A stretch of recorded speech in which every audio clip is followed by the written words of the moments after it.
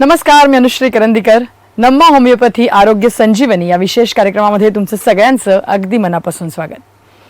या कार्यक्रमामध्ये आजचा जो आपला विषय आहे तो म्हणजे डायजेस्टिव्ह डिसीजेस अर्थात पोटाचे विकार. एक्झॅक्टली डायजेस्टिव्ह डिसीजेस म्हणजे नेमकं काय, किंवा आपली एकूणच पचनक्रिया नेमकी कशा प्रकारे चालते, पचन संस्था नेमकी काय काम करते, या संपूर्ण अनुषंगाने आजचा हा आपला विषय असणार आहे. आणि या संपूर्ण विषयावरती मार्गदर्शन करण्याकरता आता आपल्यासोबत डॉक्टर जोडले गेलेले आहेत. आपल्यासोबत आहेत डॉक्टर श्रद्धा बायस परदेसी. डॉक्टर, कार्यक्रमात तुमचं अगदी मनापासून स्वागत. नमस्कार. टीम्स तिथे अवेलेबल आहेत, त्यामुळे तुम्हाला सुद्धा कुठल्याही समस्या असतील, कुठलेही रोग आजार असतील आणि होमिओपॅथीच्या माध्यमातून कुठल्याही साईड इफेक्ट विना एक चांगलं निरोगी आयुष्य तुम्हालाही लवकरात लवकर जगायचं असेल तर या शाखांमध्ये संपर्क साधा आणि तुमचंही एक उत्कृष्ट आयुष्य तुम्ही लवकरच सुरू करू शकता. प्रेक्षको, आजचा विषय पुन्हा एकदा समजून घ्या. आजचा विषय आहे पोटाचे विकार किंवा डायजेस्टिव्ह डिसीजेस. नेमका काय विषय आहे आपण समजून घेऊया. थेट डॉक्टरांकडे जाऊया. डॉक्टर, मी सुरुवातीला जसं म्हटलं असं की डायजेस्टिव्ह डिसीजेस किंवा पोटाचे विकार याकडे आपण येऊया, परंतु आज जर का बघितलं तर अगदी छोट्याशा बेसिक ॲसिडिटीपासून ते अगदी पोट गच्च होणं म्हणा, मळमळ आहे, जळजळ आहे किंवा IBS सारखे आजार आहेत, हे वारंवार दिसत आहेत. त्याचं एज बार पण काही राहिलेलं नाही. अगदी लहान मुलांमध्ये सुद्धा अगदी प्रामुख्याने हे दिसून यायला लागलेत. तर काय सांगाल, नेमके हे पोटाचे विकार वाढत आहेत त्यामागचं कारण काय, आणि सगळ्यात महत्त्वाचं म्हणजे मग ही नेमकी ही पचनक्रिया आपलं नेमकी कशा प्रकारे काम करते? हो, नक्कीच. सगळ्यात महत्त्वाचं काय, आपल्या शरीराला फिट ठेवणं, निरोगी ठेवण्यासाठी आपली जी पचनक्रिया आहे ती व्यवस्थित होणं हे खूप गरजेचं आहे. ऑलमोस्ट 80 to 90% जे आजार आपल्याला, इतर जे आजार आपल्या शरीरामध्ये जे होतात त्याचं मुख्य कारण आहे व्यवस्थित पचनक्रिया न झाल्यामुळे आपल्या शरीरामध्ये टॉक्झिन्स जास्त निर्माण होतात आणि हळूहळू आपल्याला दुसरे आजार होतात. तर सगळ्यात आधी पचनक्रिया काय आहे हे समजण्याआधी आपल्याला, म्हणजे पचनक्रियेचे आजार काय आहेत हे सांगण्याआधी आपल्याला पहिलं पचनक्रिया कशी होते हे समजणं खूप गरजेचं आहे. तर जसं पचनक्रियाची जी सुरुवात आहे तर आपली तोंडापासून होते. आपण जसं एखादं अन्नाचा घास घेतला तर आपल्या अन्नाचा घास आपल्या दातांमधून बारीक त्याचे तुकडे होतात. त्याच्यामध्ये आपल्या ज्या तोंडामध्ये जी लाळ आहे, जी सलायवा आहे, ते अन्नामध्ये मिक्स होते आणि हे मिक्स झाल्यानंतर आपल्या अन्ननलिकेमधून हे जे अन्न आहे आपल्या जठरांपर्यंत म्हणजे आपल्या पोटांपर्यंत येतं. आपल्या पोटाची जशी रचना आहे, आपल्या पोटामध्ये गॅस्ट्रिक ज्युसेस असतात. या गॅस्ट्रिक ज्यूसमध्ये hydrochloric acid, pepsin, mucus membrane या सगळ्या ज्या गॅस्ट्रिक ज्युसेस आहेत यांचं काम काय आहे, आपल्या शरीरामध्ये जे अन्न आहे या अन्नाला अजून बारीक बारीक तुकडे करणं आणि अन्न व्यवस्थित पचण्यासाठी हे गॅस्ट्रिक ज्युसेस राहतात. या गॅस्ट्रिक ज्युसेसमध्ये ज्यावेळेस अन्न प्रॉपरली मिक्स होतं त्या दरम्यान आपल्या शरीरामध्ये ॲसिडिक सिक्रिशन निर्माण होतं, जेणेकरून की पचन लवकरात लवकर व्हावं. जसं आपल्या पोटामध्ये हे अन्न एक लिक्विड फॉर्ममध्ये एक पातळ स्वरूपात राहतं, तो लिक्विड आपल्या छोट्या आतड्यांमध्ये ज्यावेळेस ते जातं त्या दरम्यान आपले जे यकृत आहे, जे लिव्हर आहे, लिव्हरमधून बाईल ज्युसेस, पॅनक्रिया जे स्वादुपिंडमधून आपले पॅनक्रियाटिक ज्युसेस सुद्धा आपल्या या पचनक्रियेमध्ये ते जे ज्युसेस आहेत ते पचनक्रियेसाठी ॲड होतात.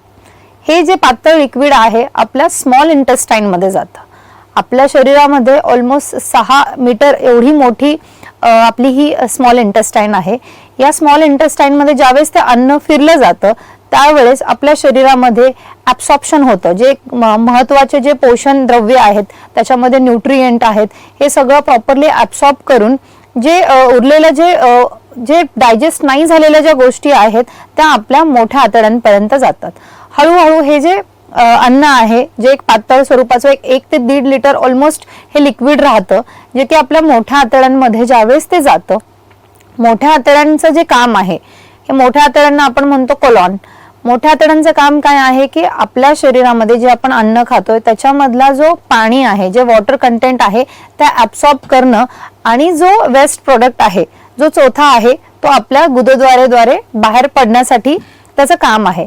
तर तोंडापासून ते आपल्या बाहेर वेस्ट प्रोडक्ट पडेपर्यंत ही प्रॉपरली अशी सिस्टीम स्टेप बाय स्टेप करत आपली पचनक्रिया प्रॉपरली होत जाते. तर डॉक्टर, आपण एवढे सगळे पोटाचे विकार आहेत, आजार आहेत, त्याच्यावरती बोलतोय, त्याची ट्रीटमेंट, लक्षणं, कारण सगळं बोलतोय. त्याच्यामुळे आपले प्रेक्षक सुद्धा आपल्याशी बोलू इच्छितात, ते आपल्याशी जोडले गेलेत. आपण त्यांच्या समस्या समजून घेऊया. बोला. नमस्कार, तुमची काय समस्या आहे? नमस्कार, माझं नाव रवी पाटील आहे. मला एक 2-3 वर्षापासून गॉल ब्लॅडर स्टोनचा प्रॉब्लेम आहे. मी सोनोग्राफी बरेच केलेले आहेत, बरेच औषध उपचार घेतले, पण सर्व ठिकाणी मला ऑपरेशन करावं लागेल असं सांगतायत आणि मला आता जास्त प्रमाणात अन्नही पचत नाहीये आणि माझं थोडीशी तब्येतही खराब होत चालली आहे. मला प्रॉपर डायजेशनही प्रॉपर होत नाहीये. तर मला काय उपचार पद्धती मिळू शकेल? नक्की रवी, तर त्यांना काय सांगाल डॉक्टर आपण? जसं रवींनी सांगितलं की आजकाल गॉल स्टोन होण्याचं प्रमाण सुद्धा खूप वाढतंय, म्हणजे आपल्या पित्ताशयामध्ये खडे होतात. खूपदा काय होतं की गॉलस्टोन मध्ये जसं यांनी सांगितलं की खूपदा यांना ऑपरेटचा सल्ला दिला जातो.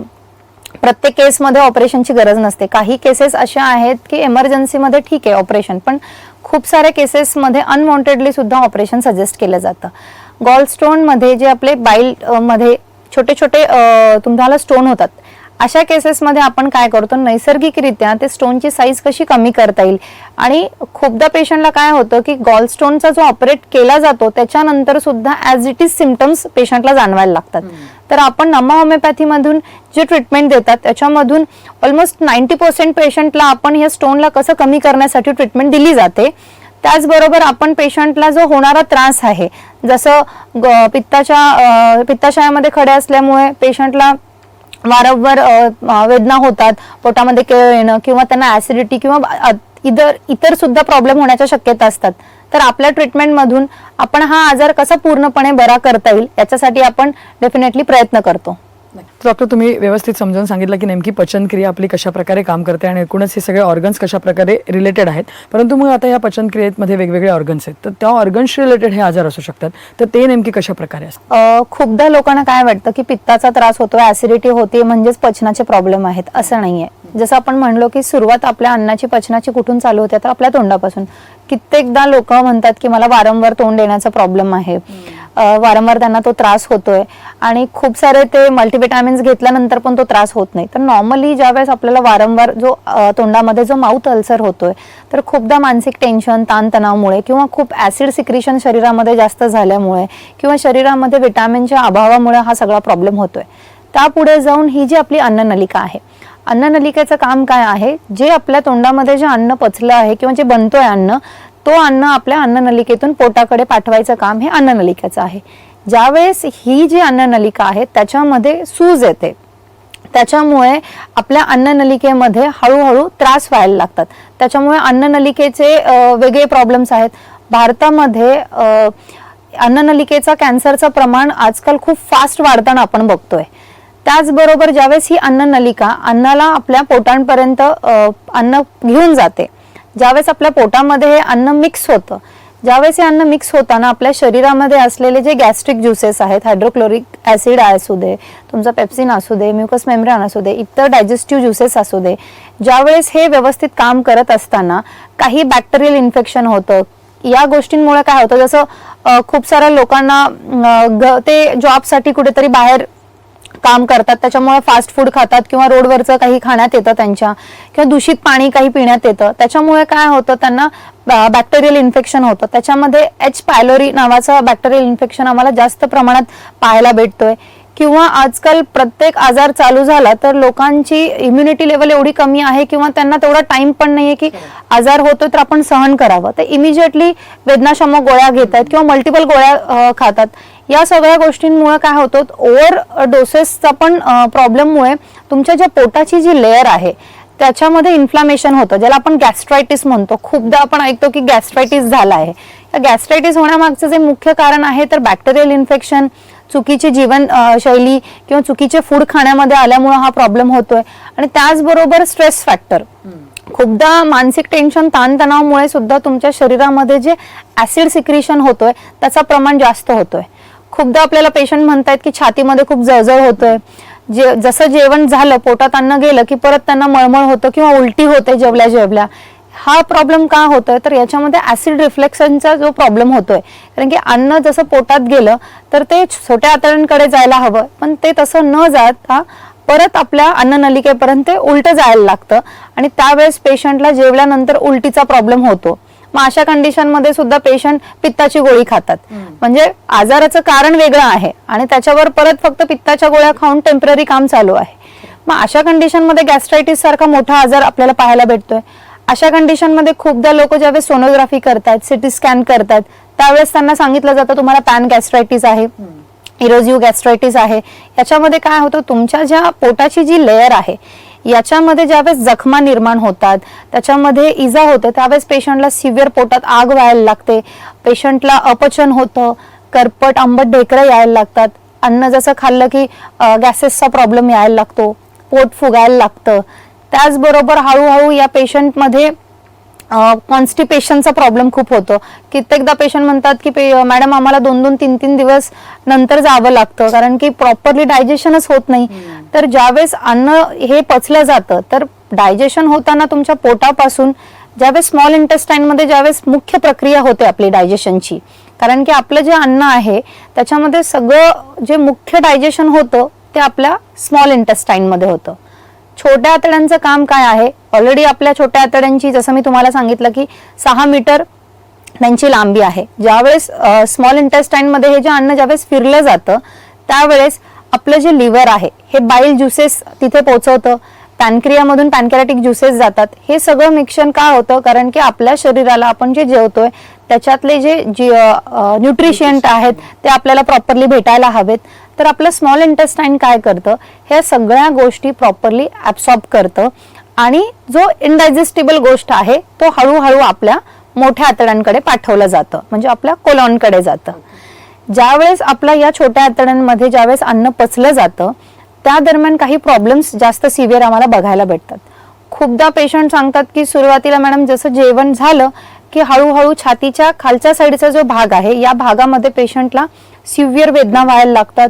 जसं अन्न पोटात गेलं की सिव्हिअर आग होते, पेशंटला टोचल्यासारखं होतं, कोलिक पेन जाणवायला लागतं. तर अशा केसेसमध्ये खूपदा अल्सरेटिव्ह कोलायटिस नावाचा प्रकार खूप फास्ट वाढताना बघतोय. अल्सरेटिव्ह कोलायटिस हा असा आजार आहे याची कारणं अजून फाइंड आउट नाही होत, म्हणजे खूप सारं रिसर्च वर्क होतोय. याचा जो मुख्य कारण आम्ही जे बघतोय त्याला एक ऑटोइम्युन डिसीज आपण म्हणतोय, जेणेकरून की जे तुमचे इंटेस्टाईन आहेत याच्यामध्ये एक लेअर आहे, या लेअरचं काम आहे तुम्हाला प्रोटेक्ट करायचं काम आहे. पण ज्यावेळेस सेल्फ डिस्ट्रक्शन मोडवर ज्यावेळेस बॉडी स्वतःहून जाते त्याच्यामध्ये तुमच्या आतड्यांमध्ये स्वतःहून जखमा निर्माण होतात. जसं छोट्या आतड्यांमध्ये आपण जखमा बघतो, या जखमांमुळे खूपदा पेशंटला ब्लिडिंग होते, शौचाला गेल्यानंतर त्यांना स्टिकी डिस्चार्जेस होतात. खूपदा पेशंट म्हणतात की शेम पडल्यासारखं होतोय. याचा अर्थ काय होतो की अन्न प्रॉपरली डायजेस्ट नाही होत. आणि अल्सरेटिव्ह कोलायटिस हा एवढा प्रचंड वाढतोय सध्या, कारण की याला योग्य ते ट्रीटमेंट नाहीये मॉडर्न मेडिसिन्स मध्ये. टेम्पररी लाईन ऑफ ट्रीटमेंट दिली जाते, त्याच्यामध्ये खूप दुखलं तर तुम्ही एखादी पेनकिलर घ्या, किंवा तुम्हाला खूप त्रास होतोय, पित्त जास्त होत असेल तर तुम्ही एखादी पित्ताची गोळी घ्या. WHO स्वतःचा रिसर्च आहे, एक्सेसिव्ह तुम्ही जर पित्ताच्या गोळ्या घेत असाल तर तुम्हाला स्टमक अल्सर होऊ शकतात. आणि काही केसेसमध्ये जर हे अल्सर वेळीच नाही ट्रीट केले गेले तर याचाच परिणाम आपल्याला स्टमक कॅन्सरमध्ये होतोय. कोलॉन कॅन्सर त्याच्यामुळेच आपल्या इंडियामध्ये एवढ्या प्रमाणात वाढत चाललेला आहे.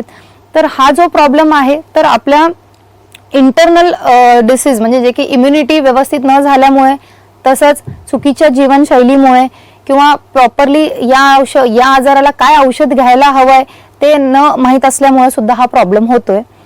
त्याचबरोबर तुम्ही बघत असाल इरिटेबल बाउल सिंड्रोम. खूपदा पेशंट येतात की मॅडम मला इरिटेबल बाउल सिंड्रोम आहे. म्हणजे इरिटेबल म्हणजे काय की पेशंटला जसं आपल्याला कुठलीही गोष्ट आपण म्हणतो की मला इरिटेट करू नको, म्हणजे काय चिडचिडपणा होते, तसं आपल्या पोटामध्ये काय होतं की आपलं जे बाउल आहे ते व्यवस्थित काम नाही करत, त्याच्यामध्ये काही इरिटेबिलिटी निर्माण होते.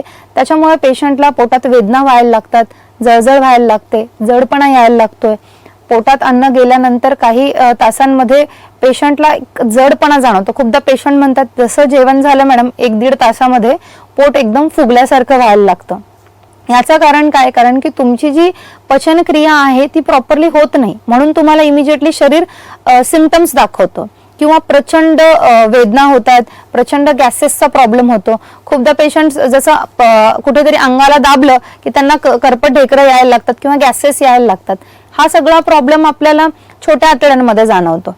जसं छोट्या आतड्यांमध्ये हे जे लिक्विड आहे एक ऑलमोस्ट 1 ते 1.5 लिटर असं एक पातळ लिक्विड राहतं. हा जो लिक्विड आता ऑलमोस्ट जे इम्पॉर्टंट न्यूट्रिशियंट आहेत हे सगळं ऍब्सॉर्ब करून मोठ्या आतड्यांकडे जो वेस्ट प्रोडक्ट आहे ते बाहेर पाडण्यासाठी मोठ्या आतड्यांकडे जातं. मोठ्या आतडे आपल्या शरीरामध्ये पूर्ण सर्क्युलेट करून जातात. मोठ्या आतड्यांचं मुख्य कारण काम काय आहे? आपल्या शरीरामध्ये जे लिक्विड आहे, जे अन्न आहे, त्याच्यातलं पाणी ऍब्सॉर्ब करणं आणि जो वेस्ट प्रोडक्ट आहे तो तुमच्या गुदद्वारेकडे पाठवणं हे कोलॉनचं काम आहे. पण ज्या वेळेस या प्रोसेसमध्ये जाताना तुमच्या कोलॉनमध्ये ज्यावेळेस सूज येते, म्हणजे ज्याला कोलायटिस आपण म्हणतोय, याच मोठ्या आतड्यांमध्ये अल्सरेटिव्ह कोलायटिस आपल्याला जास्त प्रमाणात पाहायला भेटतोय. या कोलायटिस मध्ये ज्यावेळेस इंटरनल सूज येते, सूज आल्यामुळे काय होतं की इम्पॉर्टंट काम काय की पाणी ऍब्सॉर्ब करायचं काम आहे. पण ज्यावेळेस तुमचे जे आतड्या आहेत त्याच्यातलं पाणी ऍब्सॉर्ब करत नाहीत, त्यामुळे त्या आतल्या साईडमध्ये तुमच्या आतड्यांना जखमा व्हायला लागतात, लालसरपणा यायला लागतं, ब्लिडिंग व्हायला लागते. खूप पेशंटमध्ये इव्हन दो पस पण व्हायला लागतं. तर अशा केसेसमध्ये पेशंटला शौचाला गेल्यानंतर ब्लिडिंग होते, त्याच्यामध्ये पस येऊ शकतं, त्याचबरोबर पेशंटला शेम पडायला लागतं किंवा पेशंटला दिवसातून 7 ते 8 वेळेस जुलाबाला जावं लागतं. छातीत जळजळ, पोटामध्ये जळजळ, तुमच्या ॲनल रिजनमध्ये पेशंटला प्रिकिंग पेन होतात, बर्निंग पेन व्हायला लागतात. तर एवढे सगळे क्रॉनिक आजार आम्हाला या केसेसमध्ये दिसतात. जसं मोठ्या आतड्यांचं जे काम आहे की गुदद्वारेपर्यंत जाणं, खूपदा काय होतं की डायजेशन व्यवस्थित न गेल्यामुळे गुदद्वाराच्या जवळचे सुद्धा प्रॉब्लेम्स आपल्याला पाहायला भेटतात. त्याच्यामुळे त्याच्यामध्ये मूळव्याध, भगिंदर असू दे, फिस्चुला असू दे, हे सुद्धा पेशंट जास्त प्रमाणात येतात. शेवटी कुठल्याही पेशंटला जर मूळव्याध किंवा फिस्चुलाचा प्रॉब्लेम आहे, याचं 90% कारण तुमची अपचन म्हणजे जी पचनक्रिया आहे ती व्यवस्थित न झाल्यामुळेच तुम्हाला मूळव्याध वगैरे होतो. खूपदा लोक मूळव्याध झालाय म्हणून ऑपरेट करतात. ऑपरेट केल्यामुळे तुमचं आजाराचं कारण काय आहे? तुमची पचनक्रिया व्यवस्थित नाही झाली. त्याच्यामुळे ऑपरेट केल्यामुळे काय होणार? टेम्पररी पेशंटला 5-6 महिन्यापर्यंत फरक पडतो, पण काही दिवसांनी परत तो प्रॉब्लेम त्यांना पुन्हा उद्भवतो.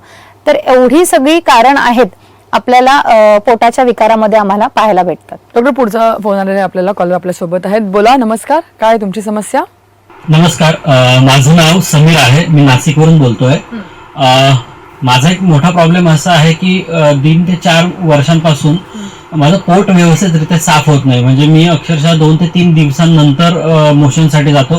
ते पण मोशन पास करताना मला खूप त्रास होतो, इव्हन खूप प्रेशर द्यावं लागतं, त्याच्यामुळे मला भयंकर त्रास होतो. तर मी ट्रीटमेंट पण घेतली, औषधोपचार पद्धती घेतली, औषधं चालू पण आहेत. औषधं चालू घेतल्यानंतर तेवढा फरक पडतो. म्हणजे आज मेडिसिन घेतलं तर दुसऱ्या दिवशी क्लिअर होतं. पण एक दिवस समजा माझ्याकडनं मेडिसिन जर मिस झालं तर त्याचा परत त्रास सेम होतो की 2 ते 3 दिवसानंतर मला मोशन्स होतात. तर ह्याच्यावर काही उपचार पद्धती आपल्याकडे अवेलेबल आहेत का?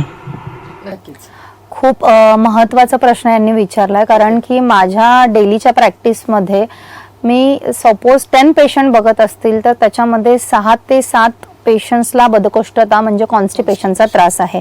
कारण की जसं मी म्हणले की जीवनशैलीच खूप बदललेली आहे. लोक चालत नाहीत, व्यायाम करत नाहीत, वाटेल ते त्यांच्या खाण्यामध्ये येतात. तर बदकोष्ठताचा जो प्रॉब्लेम आहे याच्यामध्ये 2 गोष्टी मुख्यतः आहेत. एक तर चुकीच्या जीवनशैलीमुळं, दुसरी गोष्ट तुमचे जे मेटाबॉलिझम आहे, तुमच्या पचनक्रियामध्ये व्यवस्थित बिघाड झाल्यामुळं अन्न प्रॉपरली पुढे ढकललं जात नाही. अन्न प्रॉपरली पुढे न ढकलल्या गेल्यामुळे पेशंटला काय करावं लागतं? लॅक्झेटिव्ह घ्यावे लागतात. त्याच्यामुळे शौचाला व्यवस्थित होते, पण ते बिकॉज ऑफ द मेडिकेशन होते, पण नैसर्गिकरित्या अन्न आतड्यांमधून पुढे ढकललं जात नाही. तो त्याचा मुख्य कारण आहे. खूपदा अशा केसेसमध्ये पेशंट इनिमा सुद्धा खूप घ्यायला लागतात, पण कंटिन्युअस मध्ये सारखा इनिमा घेतल्यामुळे सुद्धा अल्सरचा सुद्धा त्रास उद्भवू शकतो. तर इम्पॉर्टंट काय आहे, आपण नमा होमिओपॅथीमध्ये जे ट्रीटमेंट देतोय त्याच्यामधून तुमच्या आतड्यांची जी कार्यक्षमता जी स्लो झाली आहे त्याला आपण मेडिसिन्स फास्ट होण्यासाठी देतो, जेणेकरून की तुमचं अन्न प्रॉपरली पुढे ढकललं जावं, अन्न प्रॉपरली डायजेस्ट व्हावं, जेणेकरून की तुमचं प्रॉपरली डायजेशन झालं तर तुमचा जो बदकोष्ठताचा जो प्रॉब्लेम आहे तो डेफिनेटली कमी होऊन जाईल. त्यामुळे ट्रीटमेंट फार अत्यंत महत्त्वाचं आहे. असं जर म्हटलं की पोटाचे विकारच एवढे आहेत तर ऑब्व्हियसली त्याच्यावरती ट्रीटमेंटही खूप सारे असणार. तर मला तुम्हाला तेच विचारायचं आहे की मग नमा होमिओपॅथीमध्ये आपण आता ह्या वेगवेगळ्या पोटांच्या विकारांवरती कशा प्रकारे एक युनिक ट्रीटमेंट करतो? नमा होमिओपॅथीमध्ये आम्ही अशा जे केसेस आहेत म्हणजे पचनक्रियेच्या साध्या तोंडापासून जे होणारा माउथ अल्सर असू दे, अल्सरेटिव्ह कोलायटिस असू दे, सिलियाक डिसीज म्हणजे ज्याच्यामध्ये आपल्याला विशिष्ट पदार्थांची ॲलर्जी सांगितली जाते, किंवा लहान मुलामध्ये आजकाल लॅक्टोज इंटॉलरन्स पण आपण बघतोय की नाही, दूध पचत नाहीये. छोटाचा छोटा प्रॉब्लेम असू दे किंवा त्याच्यातला कुठलाही मोठा प्रॉब्लेम असू दे, या सर्व आजारांना आम्ही इम्युनोजेनिक मायझमॅटिक 6th जनरेशन होमिओपॅथिक उपचार पद्धतीने आम्ही असे आजार बरे करतात. आपल्याकडे हे जे सगळे ट्रीटमेंट दिले जाते याच्यावर प्रॉपरली रिसर्च केलेला आहे, जेणेकरून की हा आजार का झालाय, म्हणजे कधी आजाराच्या मागचे कारण वेगळे असतात. काही आजारांमध्ये जेनेटिक फॅक्टर इम्पॉर्टंट असतो, म्हणजे आई वडिलांना आहे किंवा जेनेटिकच तो प्रॉब्लेम आहे तो फॅक्टर आहे का, किंवा चुकीची तुमची लाईफस्टाईल कशी आहे, डाएटमध्ये तुम्ही काय घेताय, किंवा आजकाल लोकांना मंडे टू फ्रायडे खूप जॉब करायची सवय आणि सॅटर्डे संडे पार्टीज करायची सवय आहे, त्याच्यामध्ये ओव्हर अल्कोहोल यूज होऊन सुद्धा पोटांचे विकार आजकाल वाढत आहेत. जसं फॅटी लिव्हर सुद्धा आपण बघतोय की खूप वाढतंय, म्हणजे 10 मधून 2 लोकांची तरी सोनोग्राफी केली तरी त्यांना फॅटी लिव्हरचा प्रॉब्लेम होतोय. तर हे का होतोय, ह्याच्या मागे आजाराचं कारण बघितलं जात नाही. तर नम्मा होमिओपॅथीची जी ट्रीटमेंट आहे याच्यामध्ये आम्ही इम्युनोजेनिक मायझमॅटिक, म्हणजे इम्युनोजेनिक म्हणजे प्रत्येकाची इम्युनिटी आपल्याला आजाराला बरं करण्यासाठी इम्पॉर्टंट आहे. जसं काही आजारांचं कारणच माहित नसतं की का होतात, याच्यामध्ये तुमची इम्युनिटी डिस्ट्रक्शन मध्ये जाते म्हणून ते आजार होतात. त्याच्यामुळे आम्ही काय करतो की पहिलं तुमची इम्युनिटी बरी करतो, दुसरं मायझमॅटिक म्हणजे आजाराचं कारण काय आहे, जेनेटिक आहे, लाईफस्टाईलशी निगडीत आहे किंवा काही दुसरा फॅक्टर आहे का, काही योग्य ते तपासण्या करायची गरज आहे का, या सगळ्या गोष्टी आपण या मायझमॅटिक कंडिशन्स मध्ये बघतो. त्याचबरोबर 6th जनरेशन म्हणजे पोस्ट कोविड सुद्धा आजारांची जी कंडिशन आहे खूप फास्ट वाढताना बघतोय आम्ही. तर पोस्ट कोविड नंतर आम्ही जे 6th जनरेशन हे औषधं इन्व्हेंट का केलेले आहेत, कारण की आजारामधून पण पेशंटला कसं पूर्णपणे बरं करू शकतो. म्हणजे काही असे आजार आहेत की त्याला प्रॉपरली ट्रीटमेंटच नाहीये, तर आपण असे जे आजार आहेत की ज्यांना बाहेर ट्रीटमेंट दिली जात नाही, अशा चॅलेंजिंग केसेस किंवा क्रॉनिक केसेसला आपण आपल्या या मेडिसिन्सने आपण त्यांना बरं करतो. डॉक्टर, तुम्ही या विषयावरती आज एवढं छान मार्गदर्शन इथे येऊन केलं त्याबद्दल धन्यवाद. नमस्कार. या विषयासह नम्मा होमिओपॅथी आरोग्य संजीवनी या विशेष कार्यक्रमामध्ये आता मी इथेच थांबतोय. नमस्कार. नम्मा होमिओपॅथी आरोग्य संजीवनी.